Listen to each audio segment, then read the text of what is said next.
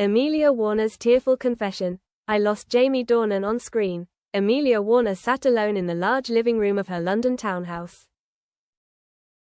Outside, the rain was drizzling, the steady sound of water hitting the windows like her own heart.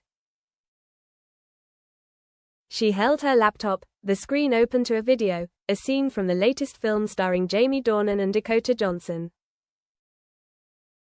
She turned on the video, her eyes stinging. She didn't expect to cry over a scene, not the dialogue, not the acting, but over something that felt real, a connection, a smile, a look, a touch. All of it said something Amelia had tried to deny for so long. She had lost Jamie Dornan. She knew it from that moment. The little signs. Amelia remembered the first time she'd heard Jamie talk about Dakota Johnson, not just the job recommendation, but the test, the talk about the script. Jamie told her after the test, it turns out that there are some scenes between Anna and Christian where the eyes speak louder than words. Amelia laughed and replied, it's just acting, nothing more. But inside Amelia, she felt a pang, not jealousy, but fear that the look, the touch, the chemistry would spill off the screen, over the boundaries she thought were solid between Jamie and her job, between Jamie and her. 2. The fateful scene. The scene was shot in the twilight on the rooftop of an old building in Vancouver. Dakota Johnson, dressed as Anna Steele, stood opposite Jamie Dornan as Christian Grey. The breeze blew, Dakota's hair swayed softly, her eyes looked at Jamie, a pause before the final line. Sometimes the truth is what we don't say. Jamie ran his hand through Dakota's hair, just a touch, but the camera caught every detail, Dakota's blink, Jamie's quiet step back, his face a little sad. And that same evening, when Amelia watched the edit, the scene played over and over in her mind. 3. The feeling of watching it again. Amelia sat on the sofa, her laptop pressed against her lap. The faint hum of the video echoed in the room. The scene repeated a third time, a fourth time. She looked at Jamie. In the scene, he didn't know she was watching. He didn't know Dakota's eyes, Dakota's breathing, the way she gently tilted her head toward him, all the gestures so normal when working together, made her heart ache. She saw Jamie's trust, his closeness, his focus when working with Dakota, a naturalness Amelia had thought Jamie reserved for her. She remembered the night at home, when Jamie told her about their first rehearsal scene with Dakota, the lighting, the difficult script, the nervousness, the anxiety, but Dakota made it easy for Jamie. Amelia remembered her saying, you don't have to do anything big, I just want you to be the same as before, still the same person by my side. But looking at this video, Amelia knew, the same as before had changed, the last straw. One evening after the children were asleep, Amelia went to her private studio, with its big screen and live sound. She wanted to watch the scene again, not to find fault, but to understand her heart. The sunset, the soft light, the touch, the look, all of it was like a silent music that took her back to the first days she and Jamie met, his eyes uncertain, his smile uncertain, but those eyes held hope, faith, and love. When it came time for Jamie to say his final line, sometimes the truth is what we don't say. Amelia felt like it was meant for her. As if in the silence between them, Jamie was sending a message she hadn't heard, and in Dakota's eyes, she saw that Jamie was answering the line not just for the character, but for the true feelings in his heart. She couldn't hold back the tears. She cried not just because of the pain, but because of the realization, what she had with Jamie had changed. Perhaps not because Jamie wanted it to, but because of the feelings, the circumstances, the professionalism, the fame, all conspired to keep them apart. The imaginary conversation.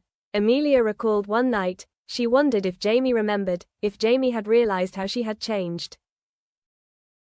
She imagined a conversation after that scene. Amelia, I saw it, that scene, the look you gave Dakota, did you know I saw it too? Jamie, Perhaps confused. You don't know. You want to see it. Amelia, I think. I know I've lost you. Lost in the look you gave Dakota, in the way you looked at her when you were doing the scene, not as a role, but as someone very close to you. Jamie. Silence. I think it's just a job, don't let it hurt you. Amelia, but sometimes the work becomes too real, Jamie. When I see you like this, I feel like I'm not enough to be the one standing behind you, to be with you in those moments when your eyes for others go beyond the lines. Amelia wasn't sure what Jamie would say next.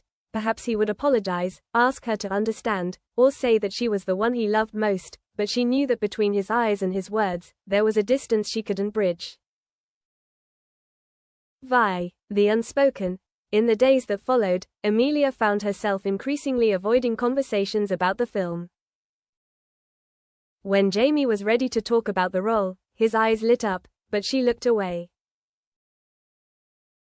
She didn't want to look at him anymore, didn't want to feel like she was the third person in the story.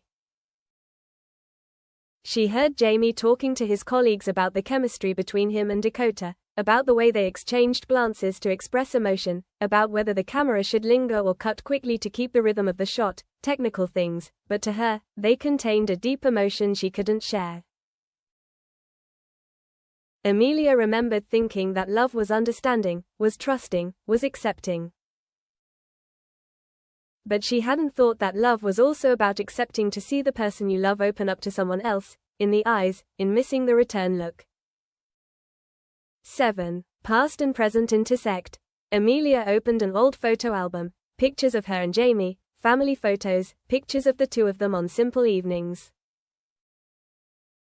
She remembered Jamie smiling, not the smile of the character Christian Grey, but the smile of the man who chose her, the model, the gentleman, whom she loved because he wasn't an actor, because he was her support, her friend, her builder.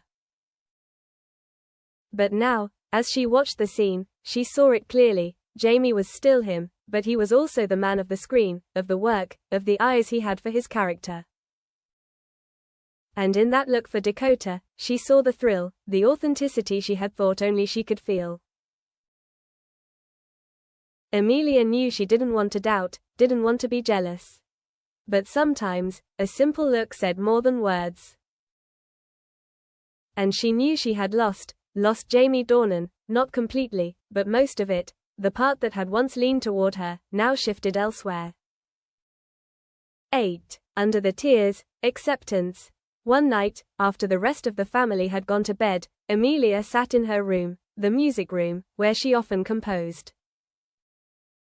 She left the unfinished score on the table, opened the window to let the wind and rain in. She had a cup of cold tea. She turned on the computer, reviewed the scene one last time. When the scene repeated itself, she stopped crying. Her eyes were red, but there was a softness in them.